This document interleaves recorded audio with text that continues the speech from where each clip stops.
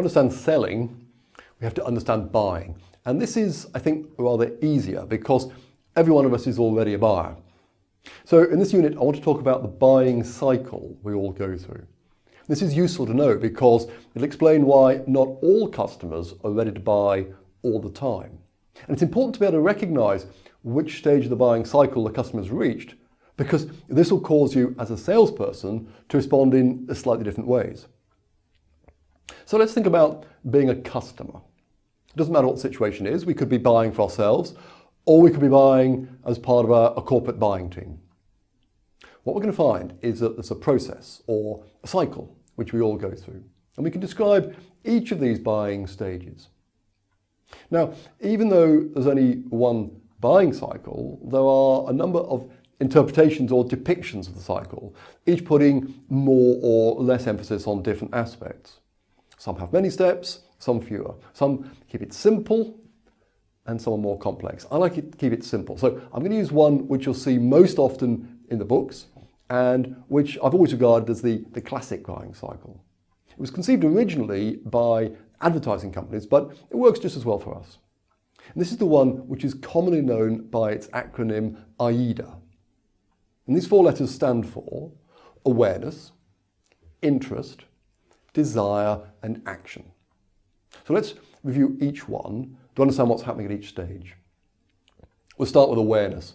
As a buyer, we become aware that we have a need. It might be because we need to upgrade in some way, because we've read about or heard about a new product, or it might be because our current solution no longer works, or it could be just simply that we've become fed up with our current incompetent supplier.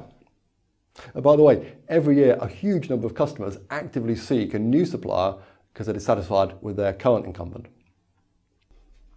Having become aware, we move to the interest stage, because now we have a need, we become more interested in finding out more about the various products, services and suppliers available to us. We might talk to colleagues and friends to get their views. We might search the internet, we might contact potential suppliers and so on. We do lots of things to collect information. And having collected this information and learned a lot more about the options, you form a view that you want to make a change, the desire stage. You've reached the stage where you actively desire to make a purchase decision. You'll almost certainly buy something from somebody. So now you start the more serious conversations with some of the suppliers you may have contacted at the interest stage. You want to find out product or service which comes closest to meeting your needs at the price you want to pay.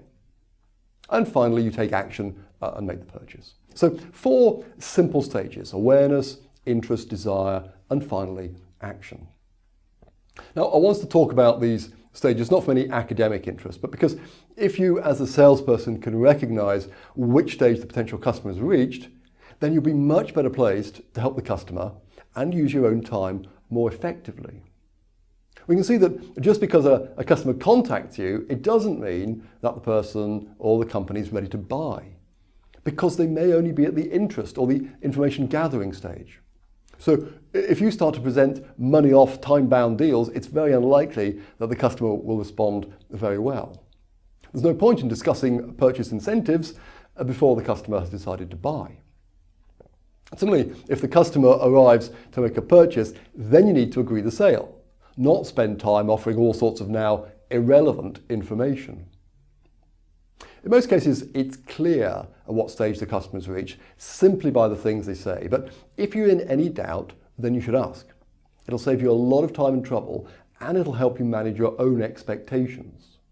So simple questions such as, when do you think you'd like to make the decision? Do you have a timescale in mind? Or how urgent is this for you? Will help you to get clarity. So for now, we understand the cycle of buying. In the next unit, we'll consider what people really buy.